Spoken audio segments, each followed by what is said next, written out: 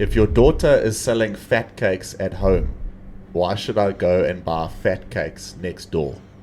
But if the sugar content is not right in the fat cake, should your daughter go?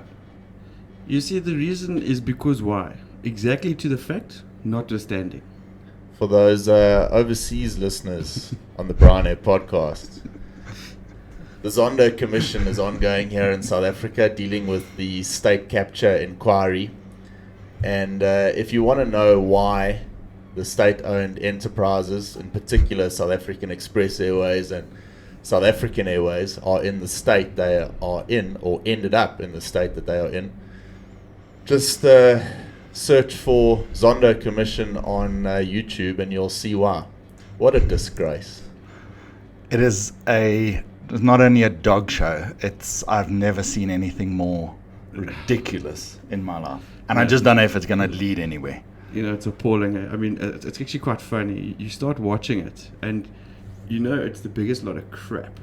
But you can't stop watching it because the stupidity is actually entertaining. It's a little bit like watching the US election as well. I don't know which is more entertaining at the moment. But, you know, we can make fun of it. Dudu Mjeni, she lost her bandwidth and her marbles during her interview. The former SAA board member and chair of SAA Technical, that was where that quote about the Phat Cakes came from. What was she talking about? That's a chartered accountant. Exactly. Nobody to this day knows, and I don't think nobody will ever find out. It's frightening. And now they want to throw another 10.5 billion at that whole story and expect them to make a success out of an SAA version 2. Come on, man. Pravin, really, did you see his statement? He wants to he can ensure there's sufficient weight of experience as opposed to last time in management. Yeah. That's going to be an interesting one. And that he says that SAA has to be there to ensure a competitive market. I want to ask the question, how competitive was SAA before this? Not only that, their competitors now, if you look at Safair and Airlink and Lyft that's going to start and Comair going to get back up and running again, that's some serious stiff competition. That's massive. I don't see SAA taking that market share back. No, man, and I don't believe they can make it competitive at all. It's just never going to happen. How's this SAA, the technical boss, Adam Voss, he's taking social distancing here in South Africa to another level. He's been running SAA Technical from his house in Australia. What do you say to that? No. Yep. Exactly.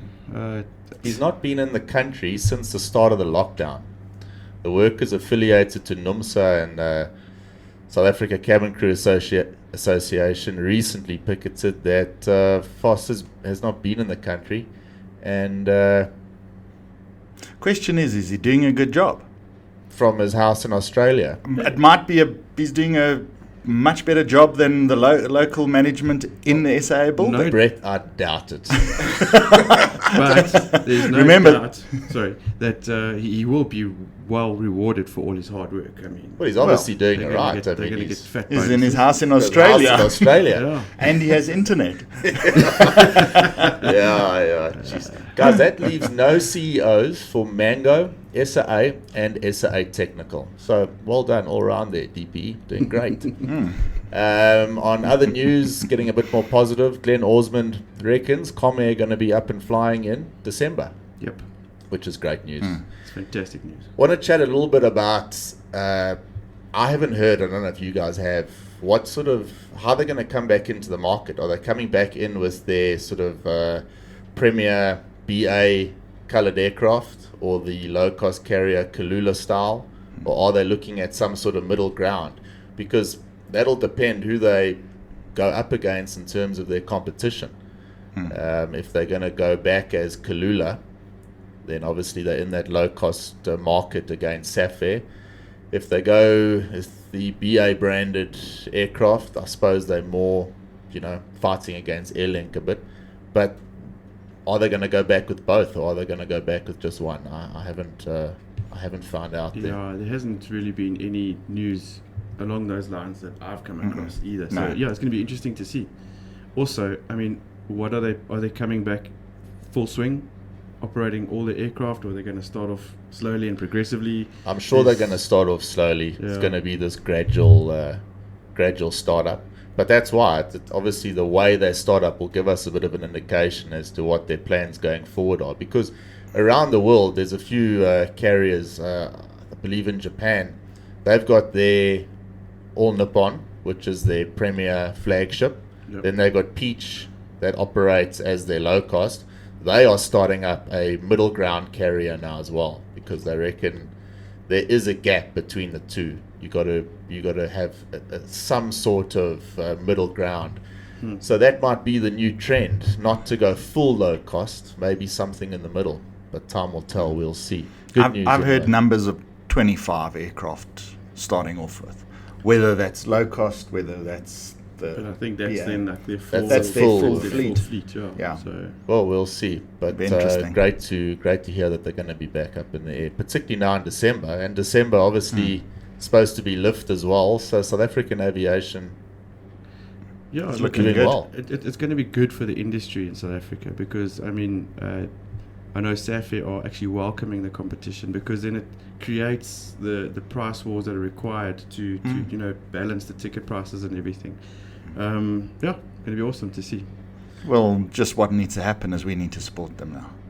We've got to be out there buying the tickets, flying all over. Got to do it. got to do it. Get out there, support, and by supporting the airlines, obviously you're supporting the local tourism sector, which is in dire need of help right now. So get out there, support. African news, guys. A bit quiet on the African front this week. Africa's sort of opened up, so those regional carriers are all operating. Everything's going nicely. A lot of advertising going on. Here at Comair, we're doing a lot of training for various regional operators around the continent, which is great. So they all started their primary recurrent training again. We've been nice and busy. And yeah, onwards and upwards for Africa. Just a little concern about in Namibia. They've had this liquidation hanging over their head. And They're a bit this- like SAA though. eh? Yeah. It's also Well, very- even the Prime Minister says shut it down. I mean, there's a $24.2 million lawsuit against them by Challenge Air, who's now no longer in existence, for leases of 767s. So they're insistent they're going to shut them down 1st of December. So you've got to Yeah, watch but that very carefully as well. I think there's in Namibia West Air that are Yes. that are up and coming, so they're probably just I know the routes will be taken up. There's no Yeah. doubt about it. If it's not done by local Namibian airlines, it's South African airlines will take that on. see Botswana is sure. officially open for charter flights, but they're not allowing any scheduled airline traffic yet. So it's Yeah, but what does that mean? Where are those charters coming Yeah. from? yeah. Yeah, would have come Right. from South Africa, but nobody's allowed into South Africa, so none of the charters are going to happen. So I think there's at the moment obviously a lot of cooperation between Botswana and Zimbabwe, because there's a company called Mac Air in Botswana. They're Maun based. They've just signed a strategic partnership agreement with Air Zimbabwe. So yeah, I don't know, something happening along those lines. Though. Well, at least the charter market's opened up. That's a Yeah. major thing there, obviously. It's the only way to get to, not the only way, but a much easier way to get to those game farms. No, Botswana relies heavily on tourism. I picked up interesting bit of work by the Aviation Week guys. A guy, Sean Broderick in particular, they did some data analysis on how aircraft utilization has changed and the predictions for how aircraft will be utilized in the post-COVID era. Quite interesting because a couple of things to consider. 2019, guys, the MAX obviously wasn't flying. So if you look at the narrow-body airlines around the world, we were actually short of all the MAX aircraft flying. So the utilization of narrow-body stuff in 2019 was down. Wide-body stuff obviously up. But if you look at it now, 737-800 hours per day in service is 30% down in flight hours compared to 2019. That's January 2019, which is not all that bad if you consider, but that's obviously it's one type. A330s are down 50%. So there's this trend right now. A350s and 787s are the go-to aircraft. 777's a bit too big. A330 is not the favoured type from the Airbus fleet right now, or what they can offer. But quite an interesting thing to the predictions going forward, how they're going to utilise aircraft. What they've said, all these parking of 777s and 74s and A340s, basically that's just an accelerated trend. Airlines were battling with those aircraft pre-pandemic. They were costing them a lot in fuel and operation costs, so they were always going to park those aircraft. That's why it was an easy decision. If they were battling with those aircraft from a money-making perspective before this pandemic started, it's a no-brainer. You go and park those aircraft straight away. Going forward, there's an interesting thing I want to talk a bit later about freight. So a lot of the wide bodies that are flying right now are not flying because of passenger capacity. You could actually fit all those passengers in a 321, but they're using wide bodies to carry for the extra belly cargo. It's quite interesting, and it plays into this whole e-commerce industry that has just gone absolutely wild. So Amazon and deliveries around the world, even locally here, if you look at what Takealot are doing, that industry is just booming. So the belly cargo is quite critical. So you have around the world some aircraft flying around with 30% full A350, but the belly is full of Amazon products. It's interesting you talk about Amazon. In India, they've got a bit of an issue there with transportation of fish, because they freeze their fish, pop it on in the cargo, but you've got issues where it starts melting, and you get a fish smell. So the airlines have refused to transport fish now because it's cleaner, nicer, easier to deal with Amazon products and all the e-commerce stuff. But the real stuff that they need to get this to Europe, they can't get the fish to Europe. So it's becoming a massive issue that e-commerce is taking over everything, even the essential stuff that the airlines don't want to fly anymore. Yeah, it's a massive market. It'll be interesting to see this going forward, because is that going to be a trend going forward, using wide-body aircraft simply to carry cargo? Well, I think so, because I've got a lot of friends that are flying freight, particularly in Asia and Japan, Hong Kong, and none of those guys were affected by job losses or leave without pay or any of that throughout this pandemic. In fact, their jobs just got more secure. So it's an indication that that's a strong sector. And those guys are operating 747s, A300s, A330s. I don't see that slowing down anytime soon. It won't. And what you might see is the airlines, the passenger carrying, self-loading cargo airlines, start to maybe expand their cargo divisions. So you might find a lot more employment coming in the cargo side as opposed to the passenger carrying side. I think that's already happening. Even in Africa, if you look at what Ethiopian are doing, they're taking up a vast majority of the cargo markets. In Cameroon, for instance, they've taken a good 30% of the cargo market share away from airlines like Air France and KLM already. So it's happening. It'll be a great thing in terms of the outstanding jobs, the guys that have lost their jobs. If they can get back their jobs with their airlines that they lost those jobs with, but maybe on the cargo carrying side, it'll be great for everyone involved.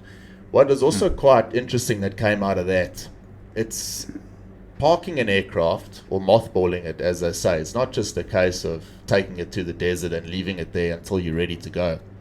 There were a few different ways of doing it. EasyJet, for example, they left their aircraft in a ready-to-go mode. So they've got all their aircraft waiting. So if England opens up and the industry picks up, they can start again tomorrow. a few other airlines, American as an example, they were quite proactive in parking their fleet, but they took a lot of their older aircraft that they're never going to use again, and they've basically been permanently mothballed, not in a ready-to-go state. So there's a few different ways of doing it. Also, where they get parked. There was an article on some Lufthansa 747s. I think in Holland they took them there to see out the rest of their life. But the airport has had a restriction that they could land those 747s there, but they can't take off from that airport. So those aircraft are stuck there, but they're actually ready to go aircraft. You could fly those planes tomorrow, but they're stuck at that airport. And it'll be quite interesting to see what happens with that, because if they do need them again, you can't get them. There's going to be a little bit of a problem there. The 777 has been hit quite hard with the retirements. It's really taken a knock in terms. That was one of the first aircraft that, other than the 380, that the airlines decided to retire. Interestingly, Delta, the most utilized aircraft at the moment. Any idea what it is? I actually haven't read anything on The that. A220. Yes. So the oldest, well, not the older, the C series Bombardier that became an A220. That's their most utilized aircraft right now. It's small and it's efficient. Now, that's quite important for us here in South Africa, because look at what Airlink are doing and look at what Airlink are flying. They're flying the E-jets around. They're small and they're efficient. I have from a decent source that I'm sure Roger is looking at 195s sometime next year or beyond, but I'm sure they'll go for 195s.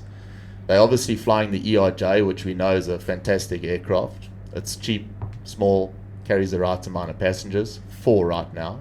So they're in an ideal position in terms of their gauge of aircraft and how new it is. Right now, it's a little bit like, when the latest, the iPhone 12 is out now. You got to go get the iPhone 12 because it's got the best camera. But in the airline side, the cost saving, on the operation cost saving with the newer gen aircraft like an A350 is quite remarkable. 350s and 787s, it really is. You're looking at 21% lower fuel burn on a 350 as opposed to one of the slightly older generation. And not very old, slightly older generation, 21%. That's a massive saving on a long flight. Yeah, exactly. No, look, it's all about cost savings now, as well as there's still a big drive towards being environmentally friendly. So that's what it's all about. Environmentally friendly and cost saving along the way. Let's go. Can we jump onto the freighter side now again? We touched on it. But freight obviously is massive. It's going to, it could be, from a pilot's perspective, our job savior going forward. There is, like we said, the massive e-commerce side, but obviously with the lack of belly space because of the passenger carrying aircraft around, there's not as much freight being flown around as there was in 2019 right now. The vaccines, guys, when those vaccines come out for COVID, and they will, you've got to provide, providing a single dose of the vaccine to 7.8 billion people. That will require 8,000 Boeing 747 freighter aircraft. Let that sink in for a bit, because that is the operation of the century, as Dejuniak from IATA said. It's a major operation. And it's going to happen. They're going to have to move these vaccines around. Well, it's already been prepared for. Ethiopian has announced they're fully prepared for the rollout of the whole of Africa through them alone. Yeah. They're prepared to push those vaccines throughout Africa. That's what I've seen. We're looking for information on this as well. Most of the cargo operators out there are all, I think, waiting for this vaccine to get pushed out, because it's going to be their payday. It's going to be a huge hustle. Yeah. There's going to be hustles, and it's going to have the same outcome as the PPE sales and back-end deals that government did and people did, trust me, suddenly government's going to be into buying 747s and filling them up. On top of that, another article, supplemental type certification. Have you read about this at all, Ryan? Mm-mm. What they're doing, they're taking slightly older aircraft, mainly 737-400s, passenger ones, and these guys can actually convert them to full-on freighters. They become an SF version, so 737-400 SF, special freighter. So it's the same as the Pax to Freighter. It's a Pax to freighter situation. Yeah. But these guys are doing this. It's not one or two a year. They are pushing these out the bays very, very quickly. Mainly 737-800s and 737-400s, even MD-80s, and even the CRJ-200. Those are the 4 popular aircraft. Quite interesting to see. And you wonder if Safair will look at their 737-400s as well with a possible freighter conversion. Because there's a demand here locally to push freight around. Yeah. I believe they're going to move to using only their 800s. So I doubt they will sell off those 400s. I'm pretty sure they'll turn them into freighters. You might even see Safair have a little freight division at some point, similar to what SAA had for all those years. But it would make sense for them to do it. Everybody knows freight is a good business to be in.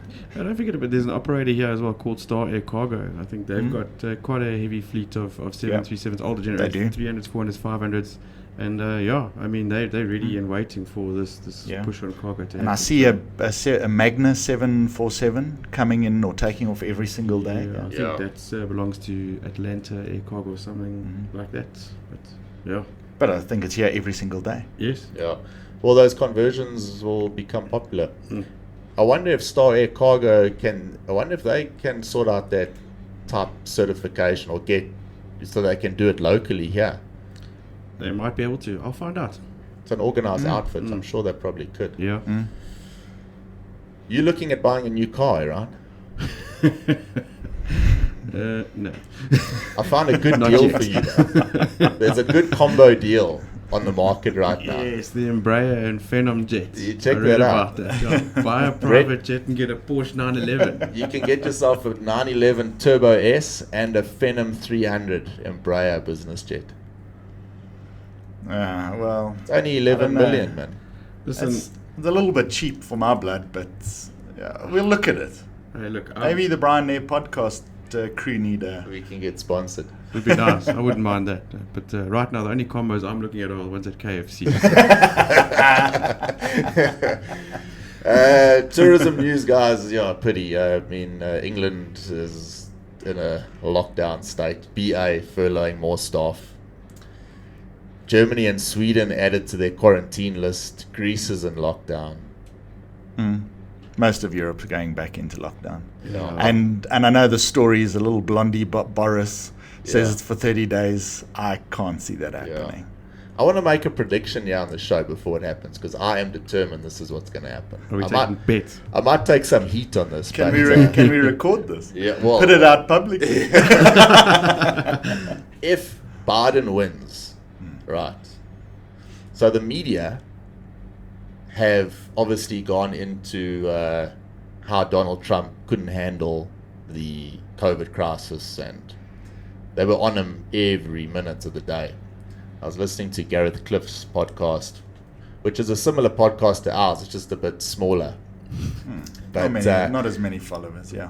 I follow a guy as a doctor, Jonathan Witt, on Yes. on Twitter. He was also one of the hosts on the Renegade Report podcast.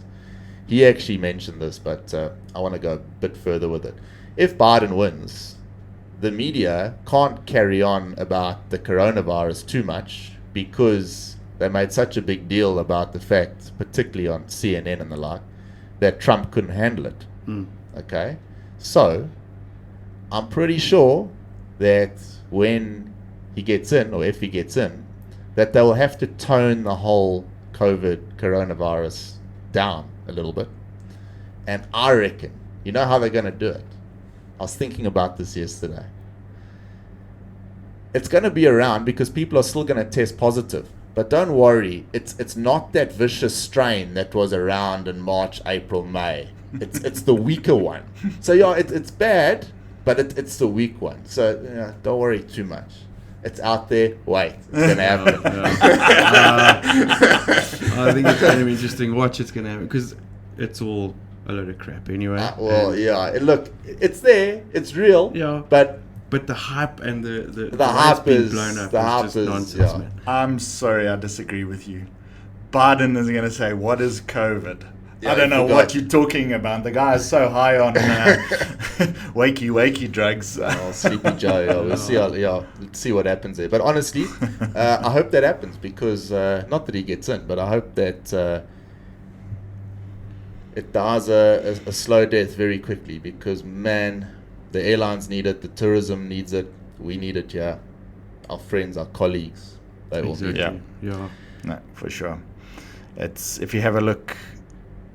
I just want to go back to an efficient or a forward-thinking government, and that's the Indian government. They've put Air India up for sale.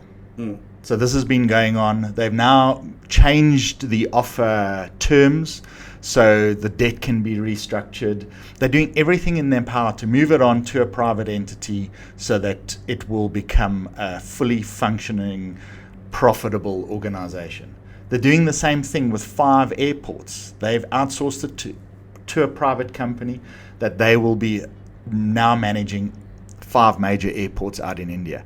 It's great how they're getting involved and they're starting to turn things around and understand politicians are really bad at running countries, but they're even worse at making money from it. Yeah. So it's great that they're looking at it and saying, well, let's get it out. Let the right people run with these things. Yeah. While we're talking about India, can we shout out to our Indian fans? Oh yeah, absolutely. We get some awesome downloads from India, and it's cool to see with some comments and that. We've trained quite a few Indian clients here, but shout out to our friends there, Ashwini, Praneeth, all those guys. We miss you. Come back soon. But thanks for your support there in India. Yeah, we really appreciate it. It's amazing to see that we get that amount of support from India. It's awesome. In fact, we actually had 35% of last episode's downloads were from India. So it's quite amazing and awesome. So we want it's great. Absolutely great. Talk about India a bit more. Yeah, Indigo Airlines in India. They are currently the largest operator, operating at 80% capacity by the end of the year. And they hopefully are anticipating to be back at 100% by April or May next year. So yeah, I read up on them. Seems like they're doing quite well. So things are happening. For sure. And SpiceJet, we know that they've started these seaplane initiative. Yeah. They've had 3,000 bookings since they launched that. It's become so popular. And Indian government, once again has stepped in. They're opening 14 water aerodromes throughout the country. That's just on one operator's decision. Let's do seaplanes. Government's on board, and next minute they operate opening up 14 water area. That's brilliant. I just love that. That's the way it's supposed to be. It's cool. Their Jet Airways, is that the equivalent of South African Airways? Yeah. Because that's like a real contentious issue there. Governments are trying to back them, but not really required. They were also part of that scandal down here, weren't they, with the whole Vodacloof Gupta Gate. Yeah. How could we forget? It was going so well until you mentioned that. Are you guys ready for my... We're never ready for anything that comes from you. My tip of the week. Shit. You obviously know David Dool.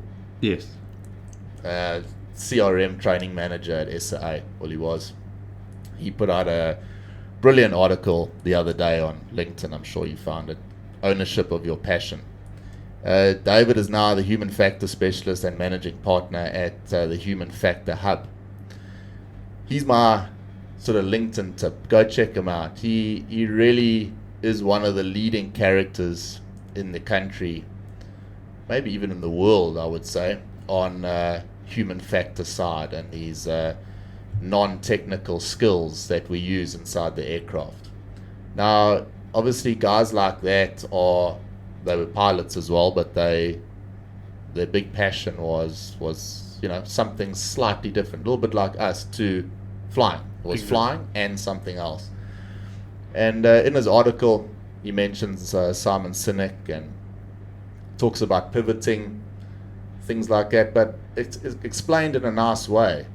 And those skills and those passions that he's managed to pivot a bit and hopefully utilize them a bit more in maybe a wider range of industry going forward. I like what he says. He offers good insight. Check it out. I particularly like this here. It's mentioned in this article. Passion and courage are like muscles. They need exercise to grow. I listened to an inspiring talk by Lewis Pugh, an endurance swimmer and ocean advocate. He's someone who has faced real fear and is inspiringly humble about managing it. Using a metaphor learned from a tribe in Greenland, Lewis explained that in every person's mind exists a good wolf and a bad wolf. The bad wolf believes you will fail, you are not good enough, and that there's little hope of success. The good wolf believes in your ability to learn new things and find a way to achieve your goals. The wolf you feed is the one that will survive. Every day, condition yourself to feed the good wolf and achieve your goals. You won't get rid of the bad wolf. You make sure you feed the good one more. Yeah, so true. Very awesome. Yeah, and inspiring. It is. I've heard that before, and it is exactly true. You got to be very careful because the bad wolf can come out, and it does, and it will. It can, and I think people need to hear things like that or read things like that from time to time. Certainly, something that's been inspiring for us guys is when people contact us and say, "Hey, thanks for the positivity on Friday. I needed it," or I'm tired of hearing all the negative stuff, so I listened to you guys to get something positive. Now, there's not always positive news out there, but your attitude and the way you conduct yourself can be positive. And you can do little things to achieve that, Go look at Jordan Peterson's book, 12 Rules for Life. Stand up straight with your shoulders back. Walk a bit prouder, talk a bit more with authority. Believe in what you say and do it with a bit of conviction. Little things like that every day, you start getting a bit of momentum. Exactly. And that momentum is key because, let's face it, a lot of our colleagues, momentum got stopped in their tracks. And you got to start that machine again. You got to start moving forward. Yeah. And you're not going to do it without doing little things first. Standing up straight, be a bit more confident, get back to the gym, do a bit of exercise, get outside, spend time with your family, whatever you need to do. You don't have to go start a business tomorrow to start gaining momentum. Start by making your bed, like you mentioned, Ryan. You took the words right out of my mouth there, Brian. I mean, it's being negative is energy sapping. I find it. It requires more energy than being positive. Exactly. The right attitude, being positive, just getting up and having that will to fight every day is it's rejuvenating, man. So, and we've been very fortunate, even though we did this and this was our step. We were very fortunate that we decided let's get this done. But the feedback that we get from and all our friends and colleagues that have contacted us and we've been able to talk to and come through to the Sim Center here, and it just is so great to see that little effort on our side can lead to effort elsewhere. It's brilliant. No, exactly. It is, and those little visits from friends and colleagues and that, especially when you can offer a word of inspiration or something to maybe get that momentum going, it really fuels us, and it's been great. So that's my tip. David Dool, check him out on LinkedIn. Great guy. I think I met him a while back, but again, why LinkedIn is so good. I mean, we were in the same building there at SAA for a while. I was across on the SAC side, but didn't really cross paths there. But recently on LinkedIn, you can engage with these people, see what their insights are, and not only make a connection, but learn from those connections along the way. So I'm a big advocate. If you want to get that momentum going, the easiest way is to get onto LinkedIn, connect with some important figures or some people that you get motivated by, and read what they have to say. Just start. Yeah. That's all it takes. Yeah. One step. And don't forget to subscribe to the Brian Podcast. That subscribe button. Is it there again? It's down there. Somewhere. Yeah, well, that's all for this week, guys. Yeah. Thanks, everyone. Have a lovely brilliant. weekend, and we'll see you next Friday for the Friday show. Awesome. Cheers for now.